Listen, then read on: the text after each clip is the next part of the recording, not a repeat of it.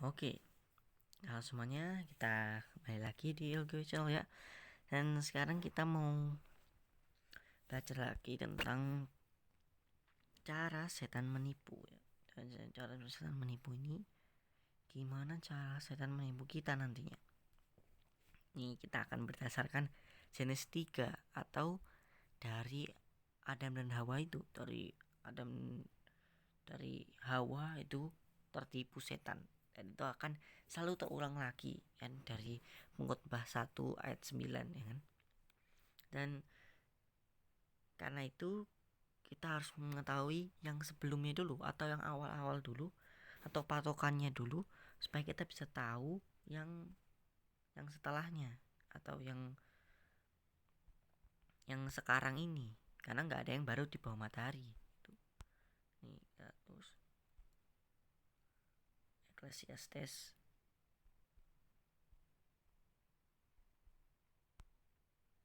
nih, Ecclesiastes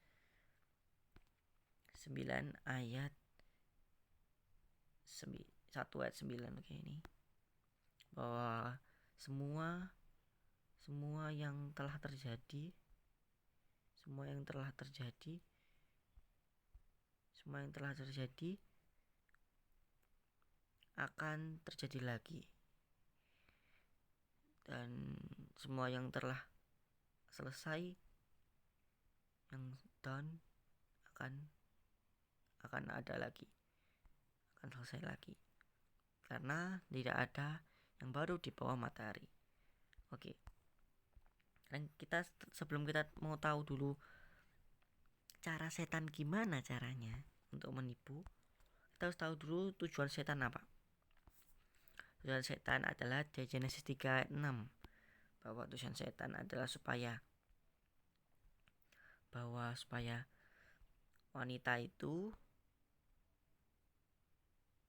rasa untuk dia makan buah itu, kayaknya buahnya itu enak untuk dimakan karena indah kalau dilihat itu. Lalu dia ingin makan itu, dan yang pasti adalah yang setan mau adalah supaya dia itu makan makan buah yang dilarang dan memakannya date it, dan makan buah itu. Karena apa? Karena kalau dia makan itu artinya dia melanggar hukum Tuhan atau commandment yang sudah dibilang Tuhan di Genesis 2 ayat 16 sampai 17, bahwa buah pengetahuan baik dan jahat itu nggak boleh dimakan. Jadi itu setan maunya untuk dimakan. Oke, dan cara mencapainya gimana? Cara mencapainya adalah 1. Setan harus mengambil bentuk yang lain. Lalu kedua, menunjukkan minatnya bagi manusia, bahwa dia memperhatikan dia terus, memperhatikan manusia. Lalu ketiga, menyindir kebenaran Tuhan, menciptakan keraguan, dan dia harus membangkitkan rasa ingin tahu mereka. Pokoknya orang yang mau ditipu, dan menuntun mereka untuk menyelidiki rencana Tuhan yang tak terselidiki. Oke. Sekarang gimana caranya? Nah, kita udah tahu cara itu, tapi kan teman-teman cuma dengar aja kata-kata itu ya. Enggak. Dan itu nanti kata-kata ini akan ku kasih ke short ya, akan ku kasih kata-kata shortnya ini. Dan nanti buktinya di sini buktinya. Oke, 1, mengambil bentuk yang lain. Dia mengambil bentuk apa? Dia mengambil bentuk ular kan? Nah, kenapa itu dia mengambil bentuk ular? Karena di Genesis 3 ayat 1, ular itu adalah yang paling subtle dari semua binatang di di daratan. Pokoknya itu yang pernah dibuat Tuhan. Ya, saat atau subtil tulisannya ini atau subtle ini artinya dia itu adalah binatang yang paling licik, pintar, yang paling indah gitu.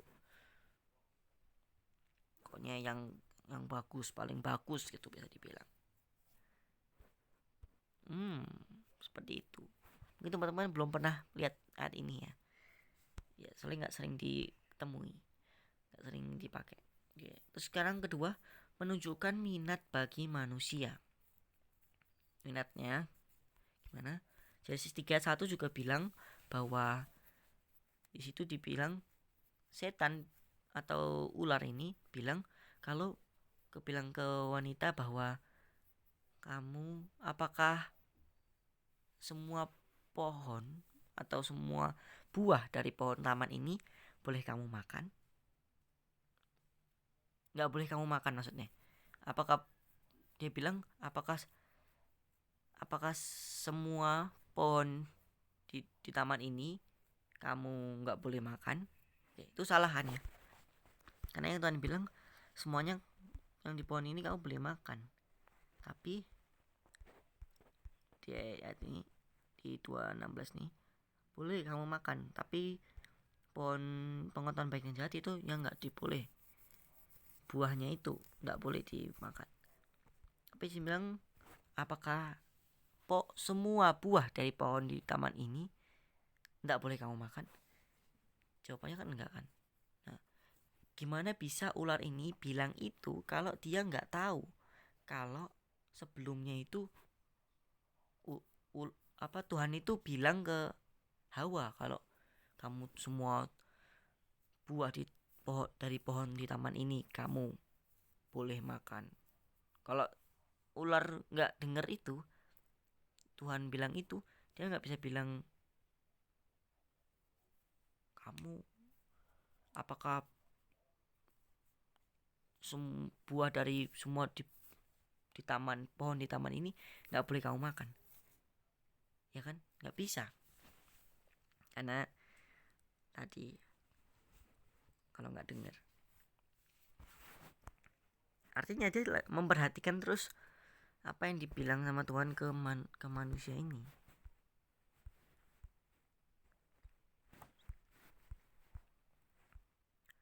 Oke. Artinya dari tadi dia memperhatikan. Oke. Terus 3, dia menyindir kebenaran Tuhan menciptakan keraguan. Gimana? Ya, jadi dia itu menyindirnya gimana? Menciptakan keraguan. Ya, itu dari kata ini maksudnya apa? Ya di sini tuh yang ku kasih warna krem ini ya. Ya, itu artinya kayak Tuhan bilang ini kan, ini kayak meragukan gitu. Dia ada bukti lain juga dia meragukan, tapi ini yang bisa juga. Bukankah Tuhan bilang untuk kamu ini gitu. Nah, di sini juga ada bilang juga untuk bikin ragu. Ya nih, ayat 4 nih, yang keempat, dia harus membangkitkan rasa ingin tahu mereka. Adam dan Hawa dalam hal ini. Kita juga nanti bisa kalau kita tertipu. Tapi jangan ya. Kita belajar ini supaya nggak tertipu. Oke. Gimana membangkitkannya? Caranya adalah Genesis 3 ayat 4-5. Ular bilang jangan makan itu. Bukan bilang itu, salah. Oh ya, bilang apa? Makan aja itu, gak apa-apa, karena kamu gak akan mati kalau makan itu. Karena Tuhan tahu kalau kamu makan itu, kamu bisa jadi seperti Tuhan. Nah, ini bikin Hawa ragu dan dia masih bikin tahu kayak gini. Misalnya ya, kayak gini dramanya. Bukan drama sih ceritanya, tapi aku jadi dramain. Kayak gini. Kamu tuh nggak akan mati. Terus Hawa bilang, hah? Kok bisa? Kan Tuhan bilang mati nanti. Terus ular bilang, karena kalau nanti, karena Tuhan tuh udah tahu. Hah? Tuhan tahu? Hawa bilang, lah berarti dia itu bilang dia ngelarang aku makan itu supaya nggak boleh makan itu, supaya aku nggak bisa seperti Tuhan gitu ya, tahu yang baik dan jahat. Ya kayak gitu, ular bilang gitu. Ngerti gak? Ada yang nggak ngerti? Kalau nggak ngerti bisa tulis di kolom komentar. Kalau saya udah ngerti sih. Yuk, sekarang 5, menuntun mereka untuk menyelidiki rencana Tuhan yang tak terselidiki. Maksudnya gimana? Rencana Tuhan itu adalah kayak kenapa Adam dan Hawa nggak boleh makan buah itu, atau kenapa kita nggak boleh mencuri, kenapa kita nggak boleh nyembah patung, kenapa kita nggak boleh ini, kita nggak bisa itu tahu itu, karena itu cuma Tuhan yang tahu. Walaupun memang ada sih yang kita harus tahuin kalau misalnya manusia yang bilang ya, tapi kalau memang udah Tuhan yang bilang lewat di Alkitab itu, ya gimana lagi, nggak usah tanya-tanya lagi lah kenapa Tuhan kita kayak gini, nggak usah. Kalau bisa sama orang tua kita misalnya, hei kamu bersihin, kau cuci piring dulu, atau misalnya kau masuk ke mobil yang ini ya, cara mobil yang itu, lah kenapa nggak boleh mobil yang ini, kenapa harus mobil yang itu, nah misalnya gitu. Udah pokoknya udah nurut aja gitu. Nanti kalau mau nanyanya nanti kalau udah mau di mobil aja, orang tua gitu, kenapa ini tadi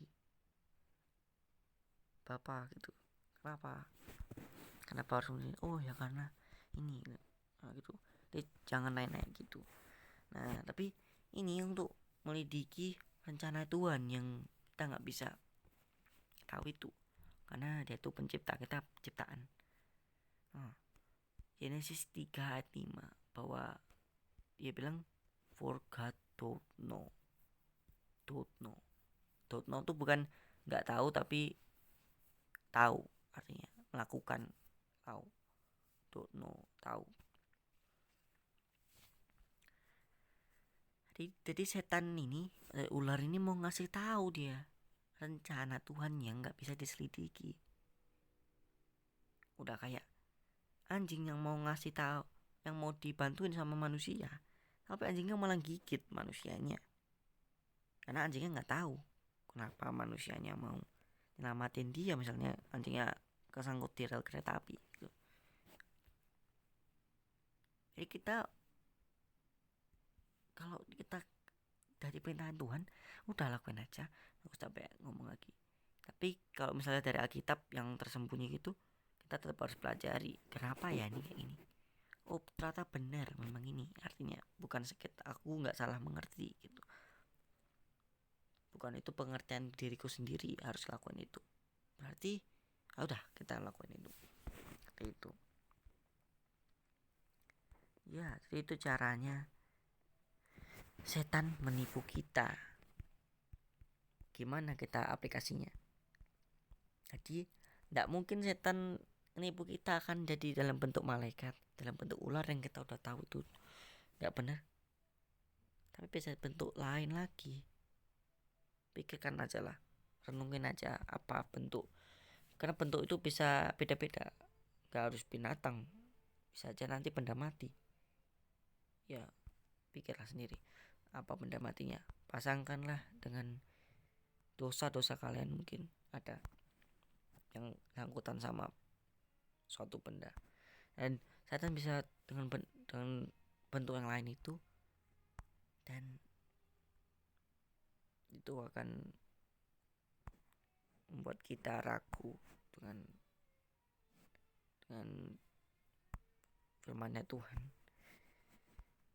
dan membuat kita jadi kenapa Tuhan nyuruh ini, perintah ini, seperti itu. Jadi saat kita mempertanyakan kenapa kita harus melakukan perintah Tuhan,